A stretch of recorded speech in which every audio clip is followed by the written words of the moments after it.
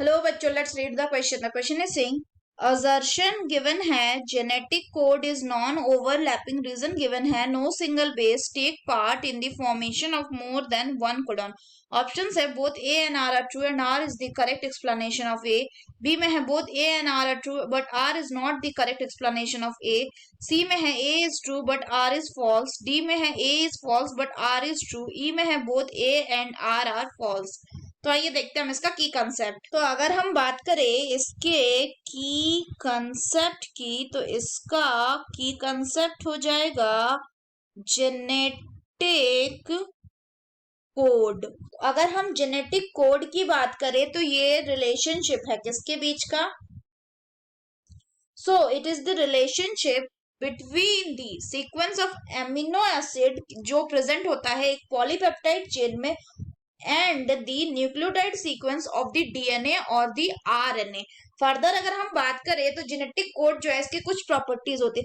सबसे पहले तो कि ये ट्रिपलेट होता है, यानी ये 3 के फॉर्म में प्रेजेंट होगा, जैसे कि AUG, GAC, GGG etcetera.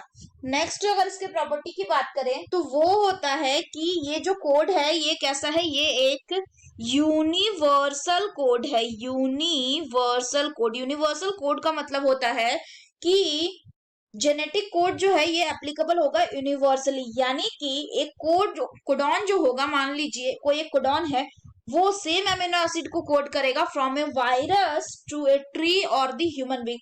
For example अगर हम बात कर रहे हैं AUG की, तो AUG अगर स्टार्ट कोडॉन है और ये कोड करता है मिथ्योनिन की, तो ये वायरसेस से लेकर ह्यूमन बींग्स तक में भी मिथ्योनिन को ही कोड करेगा। नेक्स्ट अगर हम बात करें तो जो जेनेटिक कोड होता है ये कैसा होता है? It is non ambiguous. It is non ambiguous, not ambiguous, यानी कि नॉन एम्बिगुअस मतलब होता है कि one codon specify only one amino acid, यानी एक कोडॉन सिर्फ एक अमीनो एसिड को ही कोड करेगा और उससे ज्यादा नहीं।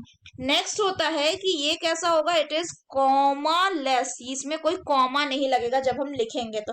साथ ही साथ अगर हम बात करें तो ये क्या शो करता है? It shows degeneracy. It shows degeneracy. Degeneracy का मतलब होता है कि एक से ज्यादा अमीनो एसिड, डीजेनरेसी का मतलब होता है कि एक अमीनो एसिड को एक से ज्यादा कोडॉन कोड कर सकता है। जैसे अगर हम बात करें तो जो आर्जिनिन है, आर्जिनिन इसको कौन कोड करता है? सो आर्जिनिन, ये जो आर्जिनिन है इसको कोड करता है CGU, CGC, CGA, AGA etcetera, यानी ये सारे जो कोडॉन है ये किसको कोड करता है? ये आर्जिनिन को कोड करता है। सिमिलरली अगर हम बात करें तो जो फिनाइल अलानिन है, फिनाइल अलानिन इसको कौन कोड करता है? It is coded by UUU and UUC both.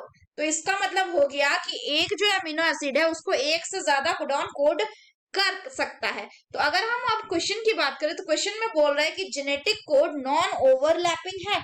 तो नॉन ओवरलैपिंग का मतलब होता है कि nitrogen base is specified by only one codon. तो नॉन ओवरलैपिंग का मतलब हो गया कि nitrogen base is specified by only one codon, या दूसरा इसका नाम बोले कि जो एडजेसेंट कोडॉन्स होंगे वो एक दूसरे को क्या करेंगे? वो ओवरलैप नहीं करेंगे। तो असर्शन कैसा है? बिल्कुल सही है। दूसरा बोल रहा है कि no single base take part in the formation of more than one codon. तो ये क्या है? ये भी बिल्कुल सही है, यानी ये इसका करेक्ट एक्सप्लेनेशन। तो इसको अगर हम थोड़ा समझे तो क्या है कि नॉन ओवरलैपिंग का मतलब अगर हम समझे तो नॉन ओवरलैपिंग इसका मतलब हो गया कि मान लीजिए कोई एक सीक्वेंस है CCU CAG, इसको हम अगर रीड करेंगे तो it is read as CCU and CAG। इसको सिर्फ हम इसी तरह से पढ़ सकते हैं, CCU एंड CAG 3 के फॉर्म में। इसको हम कैसे नहीं पढ़ सकते? नॉट रीड एज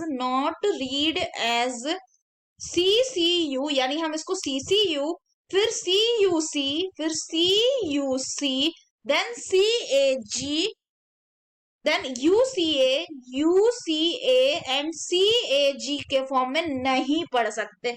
तो इसका मतलब ये क्या है, ये नॉन ओवरलैपिंग है। इसका मतलब हो गया कि कोई भी सिंगल बेस जो है, it no single base take part in the formation of more than one codon. So the correct option will be option A, that is both A and R are true and R is the correct explanation of A. So that's all for the question बच्चों, hope you understood it well. Best of luck.